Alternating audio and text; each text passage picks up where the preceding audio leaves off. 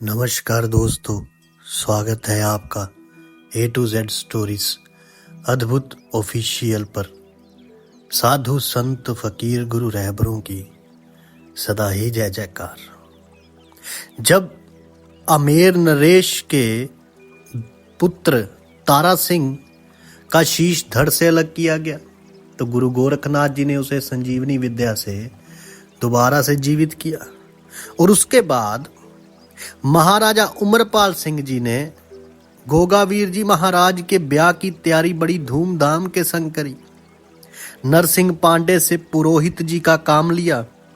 उनके बताए अनुसार देवी देवताओं का पूजन कर महायोगी गुरु गोरखनाथ जी महाराज के साये में ये सब हुआ। नीले घोड़े को उसके सुनहरी साज से सजाया गया। गोगावीर जी महाराज को उनके मामा के लाए कपड़ों से सजाकर मोती मणियों की माला गले में पहनाई गई और फूफा नवल सिंह चौहान और बाले भांजे को सम्मान पूर्वक हीरे पन्नों की मालाएं भेंट की। गोगावीर जी महाराज जी के मित्रों भज्जू कोतवाल रत्ना, नरसिंह पांडे और अर्जन सर्जन को अपने सब घोड़ों में से मनपसंद छटवाकर एक एक घोड़ा सुनहरी साज से सजाकर बहादुरी के इनाम में दिया गया, जिससे सब बाराती इन्हें गोगावीर जी महाराज का सगा भाई ही समझे और कोई ऊंच नीच जाति का कहने का साहस ही न करे। ये सब सज धज कर ऐसे जंच रहे थे जैसे गोगावीर जी के सगे भाई हों। संगल द्वीप की सुंदर पद्मनियों अपना तन मन निसार कर अपना धीरज खो बैठी। गोगावीर जी महाराज की बारात ढोल तमाशों की धूमधाम में राजा सिंधा सिंह के महल के नजदीक जनमासे में जा पहुंची। तब महायोगी गुरु गोरखनाथ जी महाराज के शिष्यों के लिए अलग तंबू तने हुए थे। वे वहीं बैठकर भांति भांति के पकवानों से उदर की पूर्ति करने लगे। मेहमान राजाओं महाराजाओं को जनमासे में ही कुर्सी मेजों पर ही भोजन सामग्री परोसी गई। राजा सिंधा सिंह ने हाथ जोड़ जोड़कर सब मेहमानों की तबीयत प्रसन्न कर दी। सब बारातियों को 5-5 सोने के बर्तन और 11 गिनियां भेंट की। महायोगी गुरु गोरखनाथ जी के शिष्यों ने यह भेंट स्वीकार नहीं की और कहा कि ये चीजें हमारे काम की नहीं है। तब राजा सिंधा सिंह ने 5 हाथी चांदी की अंबारी धरवाकर महायोगी गुरु गोरखनाथ जी को अपने दोनों हाथ जोड़ मस्तक नवा भेंट की, जो उन्होंने स्वीकार कर ली। इधर महल में राजा जेवर सिंह, नेवर सिंह और उमरपाल सिंह की मौजूदगी में राजकुमारी श्रीयल के साथ 3.5 फेरे बाकी के पूरे किए गए। तब राजा सिंधा सिंह ने आधे ब्याह होने का कारण जानना चाहा तो महायोगी गुरु गोरखनाथ जी बोले, मैंने 3.5 फेरे भाग्या माता के आज्ञा अनुसार इनके स्वप्न में ही करवा दिए थे। आप अपनी राजकुमारी से पूछना चाहो तो पूछो, देखो।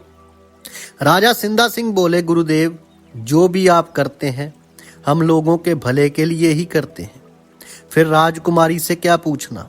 इतना कहकर तंदुल नरेश ने अपनी राजकुमारी को इतना दहेज दिया कि सब राजे महाराजे हैरत में रह गए कि राजा पर इतना धन आया तो आया कहां से।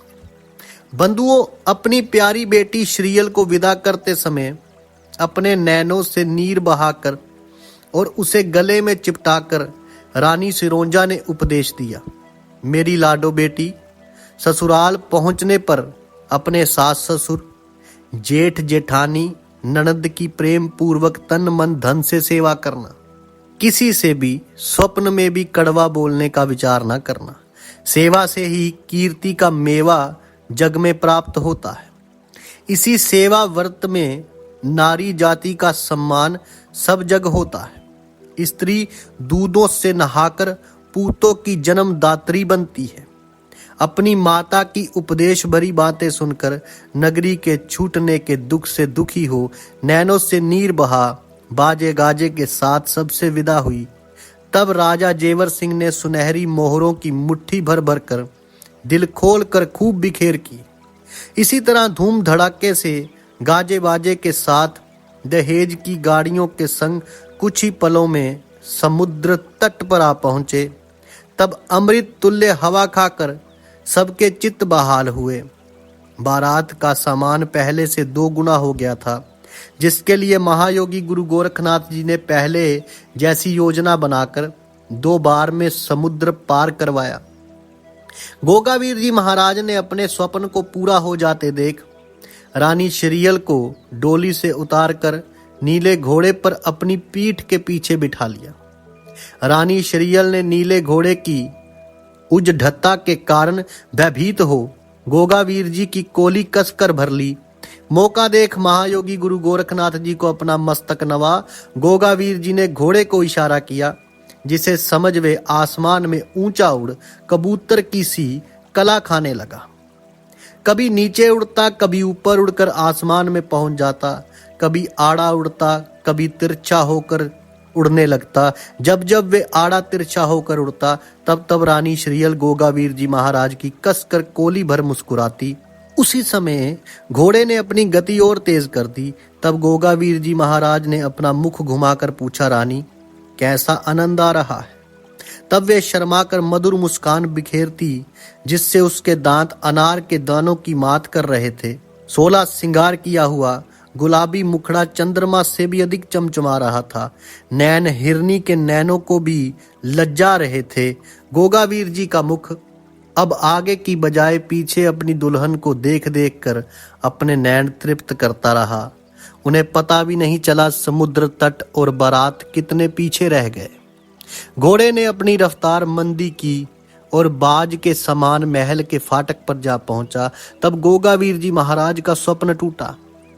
आगे दूल्हा और पीछे दुल्हन की नीले घोड़े की पीठ पर सवार देख बच्चों ने ताली पीट पीट कर शोर मचा दिया कि गोगा भैया आ गए, हम सबके मजे आ गए। बार बार इस प्रकार उछलते कूदते महारानी बाछल के पास जा पहुंचे और वहां भी इसी तरह ताली बजा बजा कर कहने लगे कि गोगा भैया आ गए, गोगा भैया आ गए। तब रानी बाछल ने ताज्जुब के साथ झरोके से झांक कर नीचे की तरफ देखा कि नीले घोड़े पर आगे उनका लाडला बेटा और पीछे बहुरानी बिना गाजे बाजे के महल के बाहर सजे धजे खड़े हैं। तब महारानी बाछल ने अपने दास दासियों, ननद छबीलदे व अपनी बहन काछल को संग लेकर गाती बजाती ढोलक मंजीरों की तान सुनाती दरवाजे पर जा पहुंची।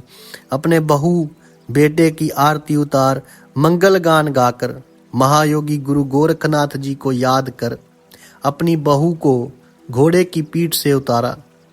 तब तक बारात के बाराती सब राजे महाराजे नगर निवासियों सहित महायोगी गुरु गोरखनाथ जी भी वहां आ पहुंचे, जिन्हें आराम के साथ ठहरा कर खूब खातिरदारी की। उधर महारानी बाछल अपने बेटे बहू के संग नगर के कुल देवता के मंदिर में जा पहुंची। तब पुरोहित जी ने घंटे घड़ियाल और शंख बजाकर सब राज परिवार वालों का स्वागत किया और अपनी भेंट पूजा लेकर कुल देवता का पूजन करवाया और दुल्हा दुल्हन को आशीर्वाद दिया कि ये जोड़ी गंगा जमुना के समान सदा अमर रहे और इनके गुणों का गुणगान कर सारा संसार इन्हें अपना देवता बनाकर पूजता रहे। बंधुओं, सब लोग मंदिर में अपना मस्तक नवा प्रसाद ग्रहण कर राजमहल में पधारे।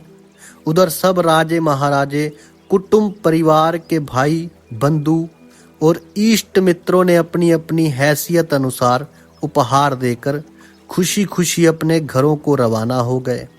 तब राजमाता ने अपने बेटे और बहू से कहा, सब लोग भोजन जीम चुके हैं, अब तुम दोनों भी खाना खा लो। इस पर गोगा जी महाराज मुस्कुराए, बोले, मैया मुझे तो भूख नहीं है, दोपहर का भोजन देर से करने के कारण पेट भारी है।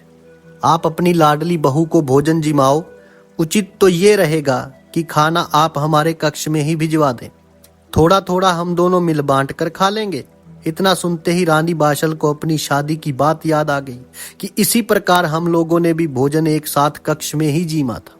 वे मन ही मन प्रसन्न हो खाना परोस 2 गिलास गोरस के भरकर अपने बेटे बहू के लिए उनके कक्ष में ढक कर रखवा दिए। अब हमें गोगा जी के कक्ष की बनावट देखनी चाहिए। अपनी महारानी का इशारा पाते ही मुख्य बांदी मुंगादे ने 9 लखे बाग से रंग बिरंगे सुगंधित फूल मंगवाकर और अपने संग की दूसरी सेविकाओं को संग लेकर कक्ष सजाने और दुल्हा दुल्हन का पंचरंग पलंग सजाने में तन मन से लग गई। बेला, चमेली, गुलाब की कलियां चुन चुन कर बिछाई और चारों तरफ फूलों की ऐसी मोटी झालरें लटकाई कि झांक कर देखने वाले को कुछ भी दिखाई न दे। महल के पूरे कक्ष में चारों तरफ फूलों की झालरें लटका लटका कर रंग बिरंगे कंडील मध्यम रोशनी के लिए देसी घी के दिए जलाकर लटकवा दिए। पूरी सजावट का बयान कलम से नहीं लिखा जा सकता, परंतु इन फूलों की सजावट ने इंद्रलोक की अप्सराओं के कमरों को भी मात कर दिया था। जब बांदी मुगांदे सजावट से फारिग हुई तब भुआ छबिलदे और नगर की कुल वधुओं ने रानी श्रीयल को भोजन जीमने के बहाने फुसलाकर गोगा जी की तरफ धीरे धीरे धकेलना शुरू कर दिया। रानी श्रीयल भी अपने 2 कदम आगे बढ़ाकर एक पीछे को हटा नजर नखरे दिखाती हुई मन ही मन घूंघट के भीतर मुस्कुराकर आहिस्ता आहिस्ता सरकती हुई सी गोगावीर जी के कक्ष तक जा पहुंची। तब बांदी मुंगादे ने उसकी गर्दन पर हाथ रखकर कक्ष के भीतर धकेल दिया। जब नगर की कुल वधुओं ने कक्ष के किवाड़ बंद कर बाहर से सांकल लगा दी तब रानी श्रीयल ने घूंघट को जरा सा टेढ़ा करके अपने प्रीतम को कजरारी आंखों से निहारा, जो सुनहरी पायदार पलंग पर रेशमी तकिया लगाए फूलों की कलियों पर विराजमान होकर अपनी रानी श्रीयल सुंदरी का अधीर मन से इंतजार कर रहे थे। कक्ष का वातावरण केवड़े, हीना की महक और फूलों की बहार से सुगंधित हो रहा था। जब गोगावीर जी महाराज ने देखा मेरी प्राण प्यारी 16 सिंगार करे सब्ज रंग का परिधान पहने खड़ी है तो गोगा जी मन ही मन मुस्कुरा कर उठे और श्रीयल सुंदरी को अपने पास बैठाया। तब रानी श्रीयल ने अपने घूंघट को अपने मुंह पर दोनों हाथों से कसकर भींच लिया। अपनी स्वप्न वाली रानी की जब ये हरकत गोगावीर जी ने देखी कि ये अपने दोनों हाथों से घूंघट पकड़कर अपनी मेहंदी से सजे पैरों को अपने कजरारे नैनों से निहार रही है, तब गोगा जी महाराज अधीर हो बोले, रानी जी यहाँ तो कोई भी नहीं है, अब आप अपना घूंघट हटाकर मुखड़ा दिखा मधुर मुस्कान बिखेरो। तब रानी श्रीयल रानी मन ही मन मुस्कुरा आहिस्ते से बोली, ये कर्तव्य आपका है, आप खुद घूंघट खोलें। तब गोगा जी अधीर हो अपनी रानी के अपने कठोर कलेजे से भींचकर घूंघट उतार कर देखा कि आज मेरी सपनों की रानी का सौंदर्य 2 गुना हो गया है। गले के बीच 9 लखा हार झूल रहा था, माथे की बिंदी के पास ही हीरे मणियों वाला झूमर अपनी बहार दिखा रहा है। उन्होंने उठाकर रोशनी बुझा दी और ये चाहा कि अब अपनी प्राण प्यारी के साथ सपना देखूं। तभी रानी श्रीयल बोली, ये आपने क्या किया, अभी तो खाना पीना बाकी है, पहले हाथ मुंह धोकर खाना खाकर दूध पीकर तब पलंग पर पड़ना। अपनी प्राण वल्लभे की मधुर वाणी सुनकर गोगावीर जी महाराज बोले, रानी तुम बड़ी वैसी हो, भोजन का बहाना बना सब आनंद किरकिरा कर दिया, चलो पहले भोजन ही जीम लो, व्यर्थ ठंडा करने से उसका भी जायका क्यों खराब किया जाए। इतना कहकर दोनों प्राणी एक दूसरे के मुंह में भोजन का कोर दे देकर हंसी खुशी जीम कर फारिग हुए और थोड़ी देर इधर उधर की बातें करके और दूध पीकर दोनों पच्चरंग पलंग पर लेटकर मधुर सपनों में गाफिल होकर चैन से सो गए। जब सुबह 5 बजे ब्रह्म मुहूर्त में सोकर उठे तब सब सुहागिनी बालाएं उनके बंद कक्ष के बाहर खड़ी आनंद के संग अपने मधुर सुर से सुंदर गीत आलाप रही थी। तब रानी श्रीयल सुंदरी ने अपना घूंघट नीचे कर अपनी सास महारानी बाछल और सब बड़ों के चरणों पर अपना मस्तक नवाया और अटल सुहागवती होने का आशीर्वाद प्राप्त किया। साधु संत फकीर गुरु रहबरों की सदा ही जय जयकार। अड़ग निरंजन।